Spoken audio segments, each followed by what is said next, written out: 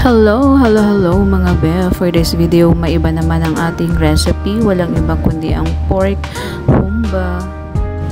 At syempre dahil nga si request ng ating mga friendship at ng aking partner, ito na-prepare ko na ang ating mga ingredients. At tulad nga na nakagawian, so sinangkutya ko muna ang ating pork. So after a few minutes nga at medyo brownish na ang ating pork, ilagay ko na po ang ating bawang, sign na iginisa na rin po natin with sibuyas, of course.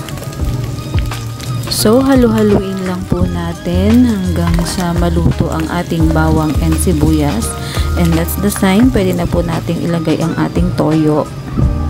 Sinundan ko na rin po ng half cup of water para palambutin ng ating pork. At syempre nilagyan ko na rin po yun ng paminta and laurel. At pag medyo malambot na po ang ating pork, that's the time pwede na po nating ilagay ang ating pineapple juice.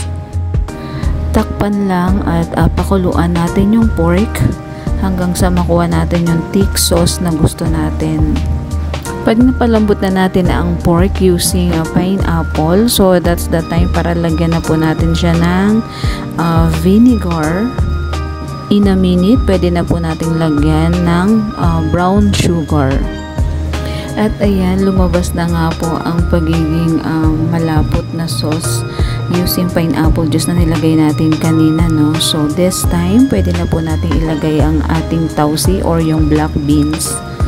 So habang hinahalo-halo natin after paglagay ng tausi, so sana nagustuhan nyo po ang video na to and makakuha po kayo ng idea for this recipe. At ayan na nga, syempre pwede na po natin ilagay ang ating bulaklak ng saging. Halu-haluin lang po natin, and syempre wag po natin kakalimutan ang final taste. So tikman natin or timplahan na natin based sa ating panlasa. At ito na nga, ready na at luto na po ang ating pork humba, ready to serve. And syempre, hope you like this video mga besh. And please don't forget to like and share para ma-update po sa mga susunod pang video. Or pag may mga request naman po kayo na mga lutong ulam, pwede nyo po akong i-message or comment down below. Thank you for watching and God bless!